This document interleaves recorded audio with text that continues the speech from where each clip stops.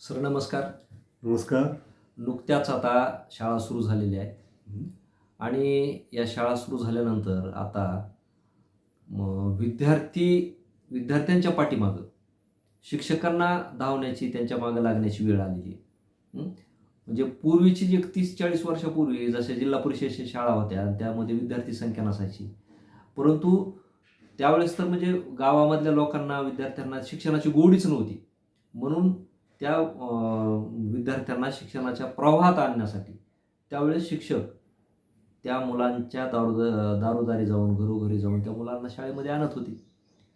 आणि मग आता एवढं प्रगत शाळा झाल्या, शिक्षण झालंय आणि पुन्हा ती 40 वर्षापूर्वीची तीच वेळ यायला लागली. ह्याचं काय कारण आहे नेमकं? शैक्षणिक वर्ष 2026 सुरू झालेलं आहे. 15 जूनला शाळा सुरू झाल्या आणि तुला जे चित्र दिसलं की मुलं शोधत शिक्षक दारोदारी हिंडत आहेत.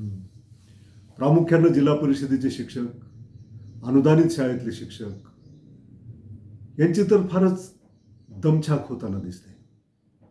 विद्यार्थी कुठंतरी आहे असं जर त्यांना कळलं तर अनेक शाळेचे विद्यार्थी त्या पालकाच्या घरी जातात. त्या विद्यार्थ्यांना आम्ही तुला वह्या देऊ, तुला दप्तर देऊ, त्याच्यानंतर तुला ड्रेस घेऊ, तुझी फीस भरू, पण तू आमच्या शाळेत चल. अशा प्रकारची परिस्थिती जी काही 40 वर्षापूर्वी होती. 40 वर्षापूर्वीची परिस्थिती वेगळी होती. शिक्षणाबद्दल लोकांमध्ये जाणीवा नव्हत्या, शिक्षणाचा प्रसार झालेला नव्हता आणि म्हणून त्या काळामध्ये ते असणं शक्य आहे. परंतु आज ती परिस्थिती निर्माण होणं ही अतिशय खेदाची, दुःखाची, चिंतेची अशी बाब आहे. तर याचं कारण काय आहे? शिक्षणातून सरकारने अंग काढून घेण्याची जी भूमिका घेतली त्याची ही कारणं आहेत. म्हणजे सरकारी शाळा, जिल्हा परिषदेच्या शाळा, खाजगी अनुदानित शाळा ह्या बदनाम करायच्या. आज आता बघा, म्हणजे जिल्हा परिषदेच्या शाळेमध्ये विद्यार्थी संख्या प्रचंड कमी झाली. त्याची कारणं सरकारच्या अनास्था हे प्रमुख आहे. प्रत्येक जिल्ह्यामध्ये जर आपण सर्वे केला तर जिल्हा परिषदेच्या अनेक शाळांना इमारतीच नाहीत. ज्या आहेत त्या पडक्या आहेत, कुठं पत्रे गळत आहेत, अनेक शाळेमध्ये लाईट नाही, पिण्याचं स्वच्छ पाणी नाही, बरं ह्या भौतिक सुविधा नाहीत, शिक्षक सुद्धा नाहीत. कसे विद्यार्थी जातील? म्हणजे ह्या शाळा बंद करायच्यात की काय?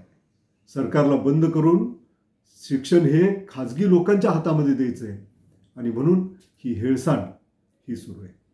आत्ताचं ताजं उदाहरण तुम्ही बघा की शिक्षकांना म्हणजे महाराष्ट्र मुख्य निवडणूक अधिकारी महाराष्ट्र यांनी 27 जून 2026ला एक आदेश पारित केला आहे आणि शिक्षकांच्या नियुक्त्या मतदान केंद्रस्तरीय अधिकारी म्हणून करण्यात आलेल्या आहेत. एकतर ग्रामीण भागामध्ये बहुसंख्य शाळा ह्या एक शिक्षकी किंवा 2 शिक्षकी आहेत, कारण विद्यार्थी संख्या कमी आहे आणि त्यातील 2 शिक्षकापैकी 1 शिक्षकाला जर ह्या SIR साठी, मतदार याद्या पुनर्निरीक्षणासाठी जर तुम्ही कायमस्वरूपी 3-4 महिन्यासाठी रिलीव्ह केलं तर कसे विद्यार्थी राहतील? त्यांना कुणी शिकवायचं? गुणवत्ता कशी टिकवायची?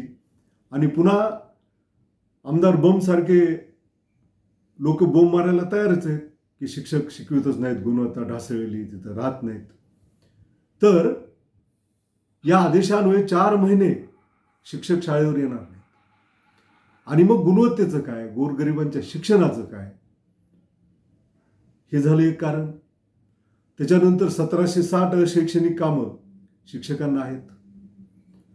म्हणजे कुठलंही काम आलं, जनगणना आली शिक्षकाकडं, म्हणजे कुठले काही सर्वे आला शिक्षकाकडं, कुठली पाहणी आली शिक्षकाकडं. म्हणजे शिक्षकांना शिकवायचं सोडून बाकीचीच कामं ही सांगितली जातात. जिल्हा परिषदेच्या खाजगी अनुदानित शाळेतील शिक्षकांची ग्रामीण भागातल्या विशेषतः शाळांची दुरावस्था, शहरामध्ये तशीच परिस्थिती आहे. त्याचं मला वाटतं आणखी एक महत्त्वाचं कारण असं आहे की जन्मदर कमी झालेला आहे. गेल्या 90च्या दशकामध्ये स्त्रीभ्रूण हत्येचं जे पाप या महाराष्ट्रामध्ये केलं गेलं. म्हणजे मुलीचा जन्मच होऊ द्यायचा नाही, मुलीला जन्मच घेऊ द्यायचा नाही, अशी जी मानसिकता या पुरोगामी महाराष्ट्रामध्ये झाली होती. आणि गावोगाव सोनोग्राफी सेंटर उघडले गेले होते. आणि ज्या डॉक्टरनं माणसाचा जन्म वाचवायचा आहे, माणसाच्या आरोग्याची काळजी घ्यायची आहे, ते डॉक्टर स्त्रीभ्रूण हत्या करण्यात मग्न होते. त्या 10-15 वर्षामध्ये लाखो मुली गर्भातच मारल्या गेल्या, लाखो कळ्या फूल उमलण्यापूर्वीच खुडल्या गेल्या. आणि म्हणून आज आपण असं बघतोय की प्रत्येक गावामध्ये जातो मी 5-50 पोरं बिना लग्नाचे आहेत.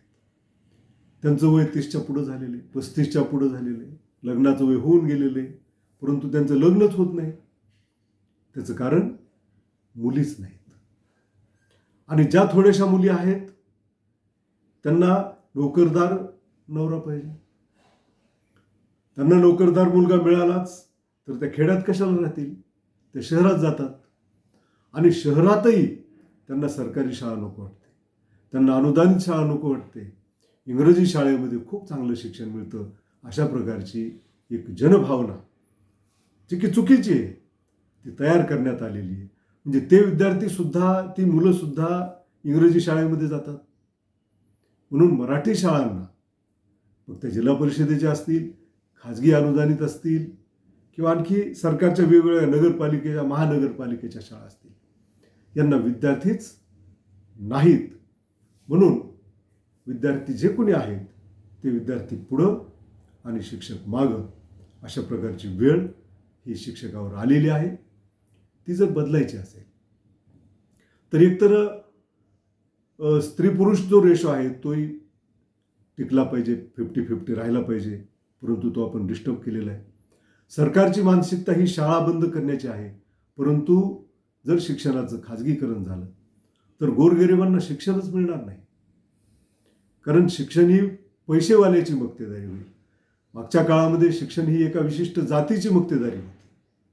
परंतु फुले शाहू आंबेडकरांसारखे महापुरुष या महाराष्ट्रामध्ये जन्मले आणि त्यांनी सर्वसामान्याच्या दारापर्यंत शिक्षण देण्यासाठी जीवाचं रान केलं. त्यातून एक शिक्षण महर्षींची परंपरा या महाराष्ट्रामध्ये निर्माण झाली.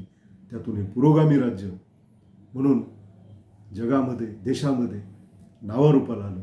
त्या महाराष्ट्राची आज अतिशय दयनीय अशी अवस्था झालेली आहे. ज्या महाराष्ट्रानं सर्वसामान्यांना शिक्षण कसं द्यायचं एक प्रारूप जगासमोर सादर केलं, तोच महाराष्ट्र आज सर्वसामान्यांचं शिक्षण कसं बंद करायचं ह्याचं प्रारूप जगासमोर देतो. किती वैभव होतं जिल्हा परिषदेच्या शाळेचं. जिल्हा परिषदेच्या माध्यमिक शाळा आज शेवटच्या घटका मोजत आहेत. तुम्ही बघा, जाऊन गावोगाव बघा, आपल्या गावातल्या शाळेची दयनीय अवस्था का झाली, त्या शाळेमध्ये मुलं का जात नाहीत. गेल्या वर्षीची संच मान्यता जेव्हा झाली या महाराष्ट्रामध्ये, तेव्हा कमी विद्यार्थी संख्येच्या अभावी 0 संच देण्यात आला. सरकारचं काय डोकं बिकं फिरलंय काय? जे की 50-100 पोरं असतील त्याला एकही शिक्षक जर तुम्ही देणार नसाल तर त्या पोरांचं शिक्षण काय बंद करायचं का? म्हणजे 0 संच मान्यता. ज्या जिल्हा परिषदेच्या माध्यमिक शाळा सुरू आहेत तिथं विषयानुसार शिक्षक नाहीत. उच्च प्राथमिक शाळेमध्ये सुद्धा विषयानुसार शिक्षक नाहीत. गणित आणि विज्ञान, इंग्रजीसारखे विषय त्याच विषयाचा पदवीधर चांगला शिकू शकतो, परंतु कुणालाही तो विषय कोणत्याही शिक्षकाला आहे त्या शिक्षकाला शिकवावा लागतोय. अनेक शाळेमध्ये 1ली ते 5वीचे वर्ग आहेत, 1ली ते 7वीचे वर्ग आहेत, 2 किंवा 3 शिक्षक आहेत. या सगळ्या वर्गाला, सगळ्या विषयाला ते कसा न्याय देतील? मित्रहो, त्याच्यामुळं या शाळेकडे विद्यार्थ्यांनी पाठ फिरवलेली आहे. प्रत्येक पालकाला असं वाटतं की आपला मुलगा शिकला पाहिजे, मोठा अधिकारी झाला पाहिजे, चांगला स्वतःच्या पायावर उभा राहायला पाहिजे. ही त्यांची भावना योग्य आहे, परंतु तशीच भावना ही सरकारची पाहिजे. म्हणून या शाळांना जेवढ्या शिक्षकांची गरज आहे तेवढे शिक्षक दिले पाहिजेत, विषयानुसार शिक्षक दिले पाहिजेत, तज्ज्ञ शिक्षक दिले पाहिजेत. हुशार विद्यार्थी मला शिक्षक व्हायचं आहे असं म्हणतील अशी परिस्थिती निर्माण केली पाहिजे. तरच सर्वसामान्याचं शिक्षण वाचेल. आज जे अधिकारी आहेत, आज जे नेते आहेत, 99% नेते हे जिल्हा परिषदेच्या खाजगी अनुदानित शाळेतून तयार झालेले आहेत. मग त्यांच्या काळात दर्जा होता, आज का नाही? तर त्याला तेच जिम्मेदार आहेत. त्या शेख चिल्लीसारखं हे सरकार करते. शेख चिल्ली जसं फांदीवर बसून बुडाकडनं ती फांदी तोडत होता, तो पडणार आहे हे त्याला कळत नव्हतं. तसं शिक्षणाची फांदी जर तुम्ही तोडली तर तुमच्या हातामध्ये काहीही उरणार नाही, सत्ता सुद्धा उरणार नाही. रानटी माणसं जर सगळे झाले, अडाणी माणसं झाले, अज्ञानी लोक झाले, तर त्यांची सत्ताधीश होऊन तुम्हाला काय मिळणार आहे? काही मिळणार नाही. म्हणून जनतेनं, नेत्यांनी हा विचार केला पाहिजे. जिल्हा परिषदेच्या शाळा वाचल्या पाहिजेत, अनुदानित शाळा वाचल्या पाहिजेत. त्याच्यामध्ये काही अपप्रवृत्ती आहेत, काही चुकीच्या बाबी आहेत, त्या दुरुस्त केल्या पाहिजेत. पण ते दुरुस्त करण्याऐवजी या शाळाच बंद करणं ही अतिशय चुकीची बाब या महाराष्ट्रामध्ये घडते. आणि म्हणून आता तुम्ही जसं म्हणालात तसं विद्यार्थी पुढं आणि शिक्षक मागं, अशा प्रकारची दयनीय अवस्था यामध्ये आहे. ती आपण बदलली नाही तर शिक्षण आपल्याला मिळणार नाही, याची नोंद सर्वांनी आपण घेतली पाहिजे. मित्र, सध्या एवढंच. धन्यवाद. मित्र हो, शिक्षणाच्या दुरावस्थेवर ही भाष्य मी करतोय. हा व्हिडिओ जर आवडला तर लाईक करा. फार चिंगूसपणा करता बा तुम्ही, कमेंट करा, म्हणजे समाजापुढे ती जाईल. आणि शेअर करा. आपल्या या चॅनलला सबस्क्राईब करा.